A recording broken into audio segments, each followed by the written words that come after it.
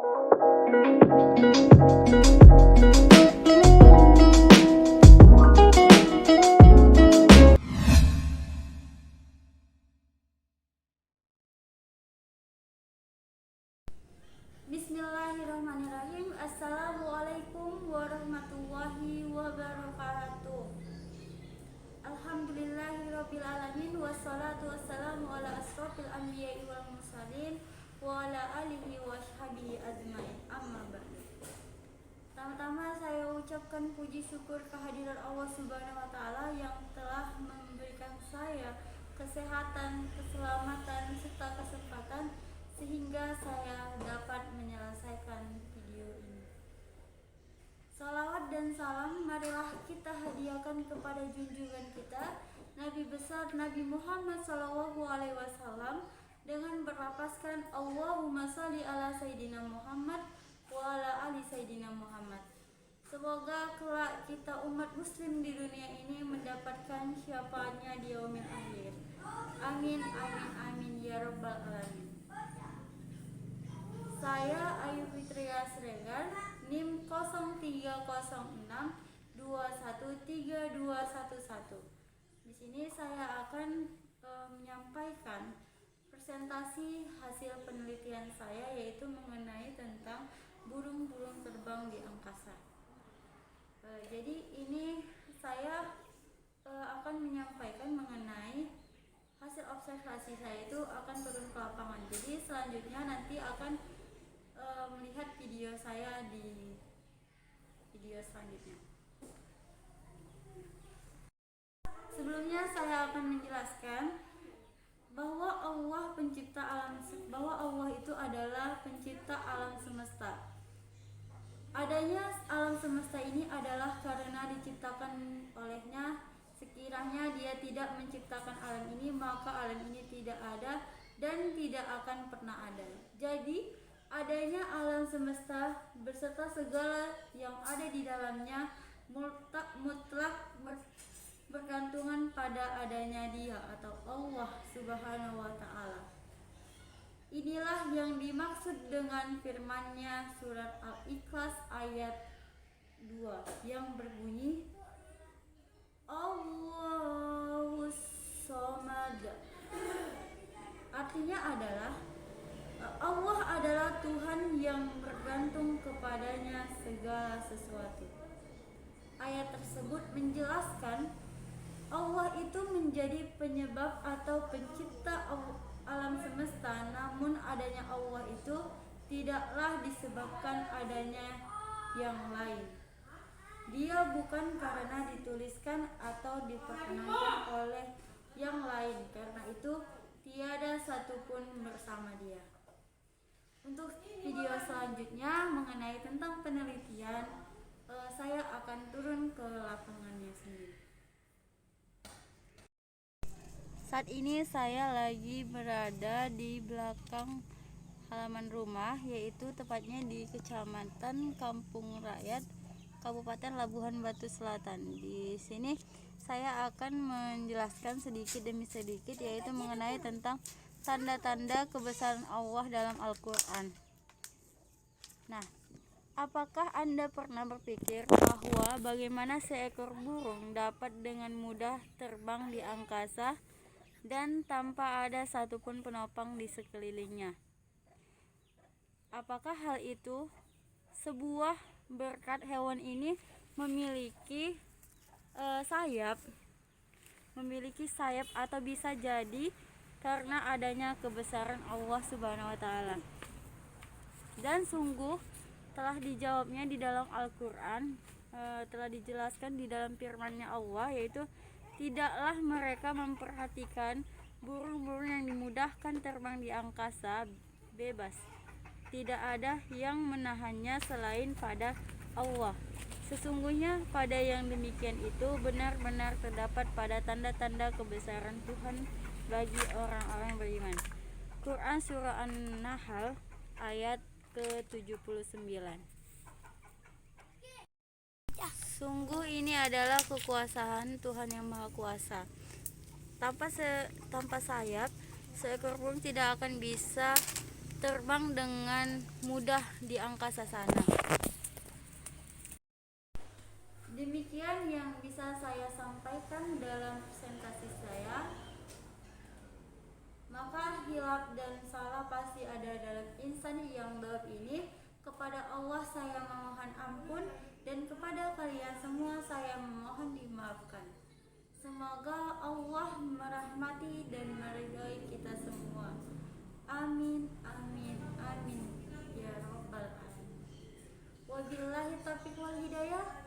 Wassalamualaikum warahmatullahi wabarakatuh.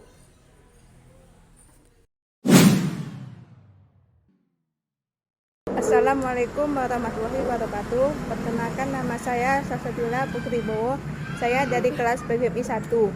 Baiklah, saya akan menjelaskan Allah SWT telah menambahkan kebesaran dan kekuatannya dengan berbagai cara, seperti menciptakan langit dan bumi, menjadikan siang dan malam, meninggikan gunung dan sebagainya. Kebesaran Allah juga tampak pada hujan yang menumbuhkan aneka tumbuhan di sekitar kita. Semua tanda itu akan ditangkap oleh orang-orang yang berakal. Allah SWT berfirman, Bismillahirrahmanirrahim. Wa huwa alladzi anzala minas samaa'i ma'an fa akhrajna minhu nabata kulli shay'in fa akhrajna minhu qatiran nukhriju minhu habban mutarakiba wa minan nakhli min qar'iha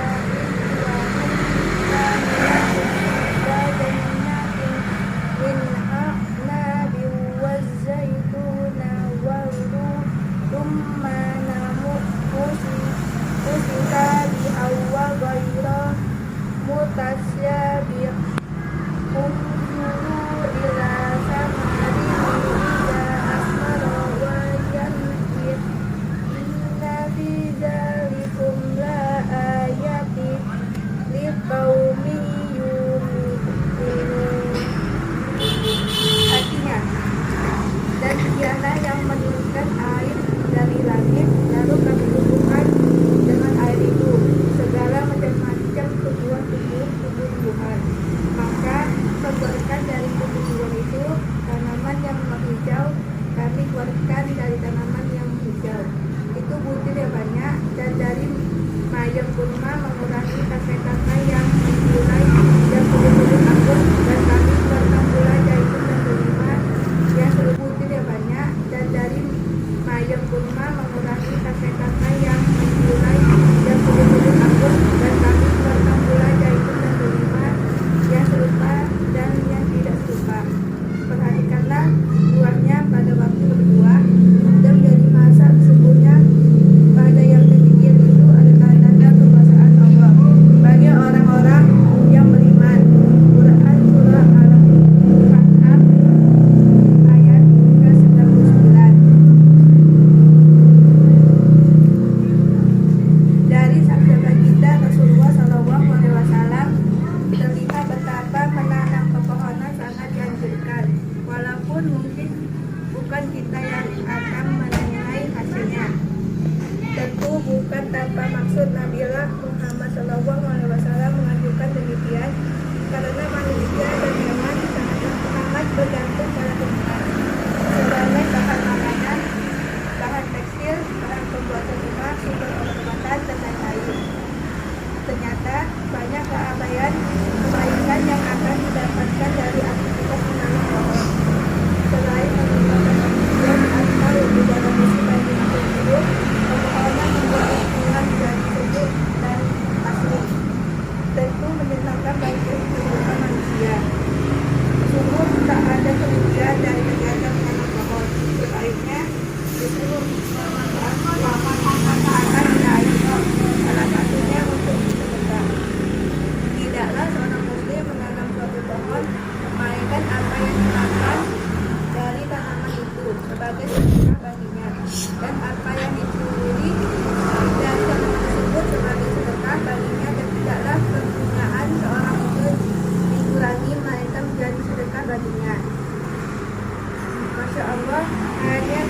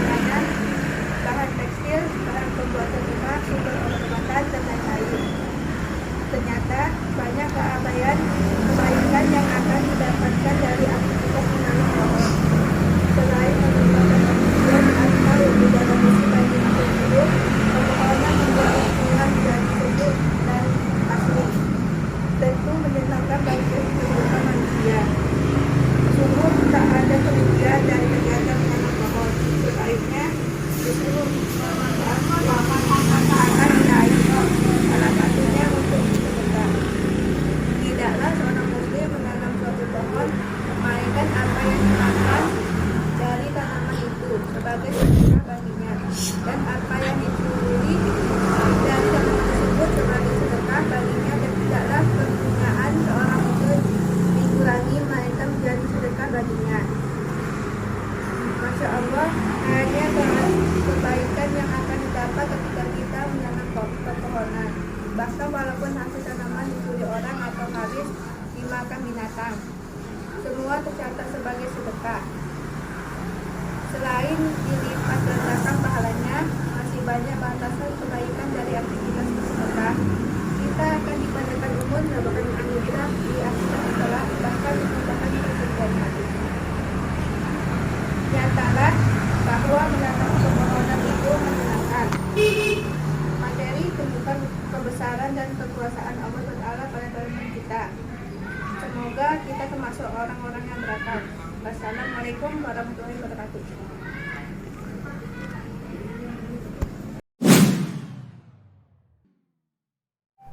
Assalamualaikum warahmatullahi wabarakatuh. Saya Rini Anggraini Borusiregar dari kelas PGMI 1. Baiklah, saya akan menjelaskan kekuasaan Allah Subhanahu wa taala pada salah satu makhluk hidup yang dapat dilihat oleh indera kita, yaitu hewan unta. Sebagai makhluk hidup paling sempurna yang diciptakan Allah Subhanahu wa taala, manusia sudah sepatutnya dapat mengamati tanda-tanda kebesarannya, kekuasaannya, dan kebesaran Allah Subhanahu wa taala tersebar dalam setiap kehidupan. Salah satu tanda yang perlu diperhatikan adalah ketika Allah Subhanahu wa taala menciptakan hewan bernama unta untuk melayani umat manusia, sebagaimana disebutkan dalam surah Al-Ghasyiyah ayat 17 sampai 21. Ayat tersebut berbunyi, maka apakah mereka tidak memperhatikan unta, bagaimana dia diciptakan, dan langit, bagaimana ia ditinggikan, dan gunung-gunung, bagaimana ia ditegakkan, dan bumi, bagaimana ia dihamparkan. Maka berilah peringatan, karena sesungguhnya kamu hanyalah orang yang memberi peringatan. Bila membaca ayat tersebut, mungkin akan timbul pertanyaan mengapa Allah Subhanahu wa taala hanya menyebutkan unta, sedangkan masih perlu banyak hewan lain yang diciptakan di bumi. Perlu dicatat bahwasanya unta memiliki peran besar bagi masyarakat Jaziriyah Arab. Unta adalah kendaraan utama masyarakat di sana ketika mereka hendak melakukan perjalanan jauh melintasi hamparan gunung pasir. Seperti diketahui bahwa Al-Quran sebagai pedoman umat Islam ini juga turunnya Allah Subhanahu wa taala di negeri Arab. Oleh karena itu, surah Al-Ghasyiyah seperti penanda bagi masyarakat Arab untuk agar memperhatikan kebesarannya melalui seekor unta. Secara postur, unta memang masih kalah besar oleh gajah. Kulitnya pun tidak setebal badak, kemampuannya berlari tidak secepat kuda. Menurut Adnan Oktar, unta memang memiliki daya tahan fisik yang mampu bertahan hidup tanpa makan dan air selama 8 hari. Hal ini karena unta mampu mengkonsumsi air hingga 50 sampai 100 liter sekali minum. Ia juga dapat melahap sekitar 30 sampai 50 kg makanan dalam sehari. Air dan makanan tersebut kemudian akan disimpannya sebagai persediaan dalam bentuk lemak dan air di punuknya. Hal ini menyebabkan unta mampu bertahan tanpa makan dan minum selama berhari-hari. Unta juga memiliki struktur selaput lendir dan hidungnya yang 100 kali lebih besar dibandingkan milik manusia. Dengan selaput lendir tersebut, ia mampu menyerap sekitar 66% kelembapan yang ada di udara. Tak hanya itu, unta pun memiliki struktur tubuh yang dibilang unik, sebab unta mampu menghemat penggunaan air dengan memaksimalkan pengalirannya urea ke dalam tubuhnya secara berulang-ulang.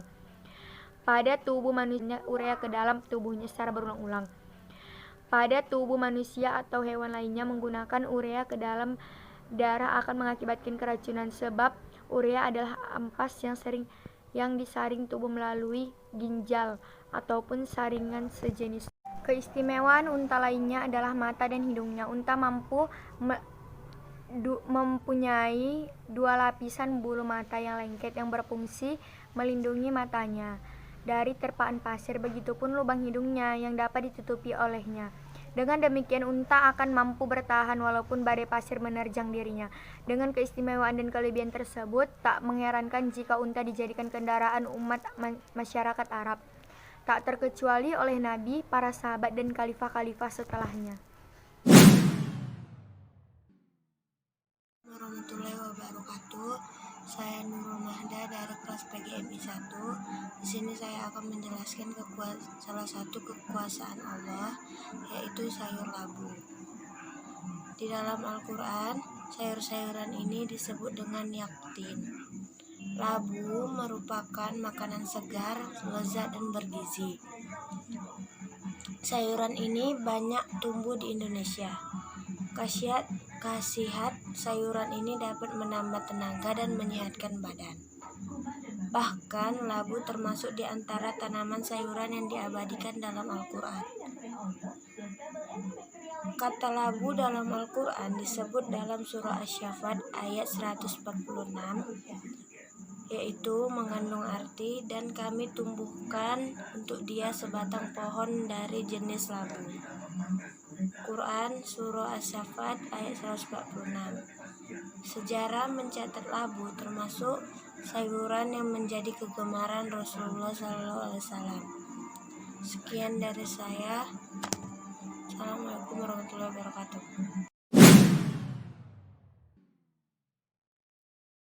Assalamualaikum warahmatullahi wabarakatuh. Sesungguhnya manusia merupakan makhluk Allah Subhanahu wa taala yang paling sempurna, di mana Allah Subhanahu wa taala menciptakan manusia sebaik-baik rupa, sebagus-bagus bentuk, sempurna-sempurna anggota tubuh dengan susunan yang tertata, rapi dan seimbang. Ditambah lagi dengan ilmu, pemikiran, kalam, komunikasi, kepemimpinan, dan kebijaksanaan, hikmah, semakin mengenaskan bahwa manusia layak menjadi khalifah atau pemimpin di muka bumi ini. Allah Subhanahu wa taala telah menciptakan sempurna dengan kesempurnaan yang luar biasa dibandingkan makhluk hidup yang tercipta serangkaian indera hasil mahakaryanya itu berfungsi dengan baik juga sesuai dengan kondisi manusia itu sendiri. Dari ujung rambut hingga ujung kaki tidak ada pencipta yang dapat kita dustai manfaatnya sekecil apapun, namun seringkali manusia lalai untuk mensyukuri. Padahal andai saja manusia mau merenung, mereka temukan bahwa jika satu saja panca indera ciptaannya dengan untuk berfungsi, pasti mereka tidak mampu untuk memaksimalkan potensi diri. Dunia Allah Subhanahu wa taala menciptakan manusia dengan kesempurnaan yang luar biasa dibandingkan dengan makhluk hidup yang lain. Penciptaan serangkaian indera hasil mahakaryanya yang berfungsi dengan baik juga sesuai dengan kondisi manusia itu sendiri. Dari ujung rambut hingga ujung kaki tidak ada penciptaan yang dapat kita dustai manfaatnya sekecil apapun, namun seringkali manusia lalai untuk mensyukuri. Padahal andai saja manusia mau merenung, mereka menemukan bahwa jika satu saja panca indera ciptaannya dengan untuk berfungsi, pasti mereka tidak mampu untuk memaksimalkan potensi diri. Tak ubahnya dengan mata pemberian indera dua penglihatan ini sangatlah bermanfaat bagi seluruh makhluk hidup, tak terkecuali manusia. Jika salah satunya saja sakit atau hilang fungsinya, manusia akan merasa tidak berdaya. Selain banyak yang ditakdirkan untuk tidak dapat melihat betapa indahnya ciptaan Allah melalui fungsi mata, Allah tetap tidak membedakan manusia dari fisiknya. Inna akrakum indallahi atqakum, sungguhnya Allah memuliakan manusia karena ketakwaan. Demikian Allah uraikan dalam Quran surah Al-Hujurat ayat 6, bukan saja karena sempurna dan lengkapnya fisik manusia.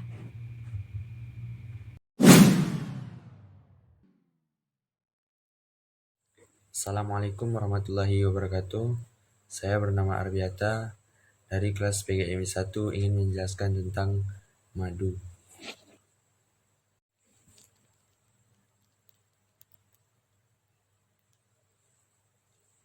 Manfaat madu sudah dijelaskan Al-Quran dalam surah An-Nahl sebagai obat. Manfaat madu selalu dikaitkan dengan kebugaran tubuh. Madu memiliki ciri-ciri kimia yang menarik. Seringkali madu menjadi bahan tambahan pula dalam panganan, contohnya menjadi topping di makanan tertentu. Sepanjang sejarah, madu sudah digunakan manusia untuk mengobati berbagai jenis penyakit. Madu asli memiliki kandungan air yang rendah, sehingga air yang di dalam sel mikroorganisme yang masuk ke madu akan keluar mengakibatkan selnya mengerut dan mati. Kandungan gizi yang dimiliki madu yaitu mineral dan vitamin yang didapat dari nektar bunga yang berhasil dihisap oleh lebah madu. Sekian itu, madu memiliki manfaat menakjubkan seperti melawan infeksi seluruh pernafasan, zat anti-diabetes, dan mengurangi kadar glukosa dalam darah. Ada 7 manfaat madu menurut Healthline, di antaranya membuat tidur menjadi nyenyak. Mengonsumsi madu sebelum tidur mampu membuat tidur lebih nyenyak. Hal ini disebabkan karena kadar insulin meningkat dalam jumlah kecil saat kamu minumnya di malam hari. Selain membuat tidur nyenyak, madu juga bisa mencegah penyakit kanker dan jantung, mengurangi resiko diabetes, meningkatkan sistem kekebalan tubuh, mengobati batuk dan sakit tenggorokan, membersihkan racun dalam tubuh, dan menahan agar tidak lapar. Mengonsumsi madu dalam jumlah 1 sendok makan ternyata setara dengan asupan 17 gram karbohidrat. Manfaat pada madu juga telah dijelaskan dalam Al-Quran surah An-Nahl Lebah ayat 68-69. Allah Subhanahu wa Ta'ala mengatakan, "Dan Tuhanmu mewahyukan kepada lebah, buatlah sarang-sarang di bukit-bukit, di pohon-pohon lagi, dan di tempat-tempat yang dibuat manusia. Dari perut lebah itu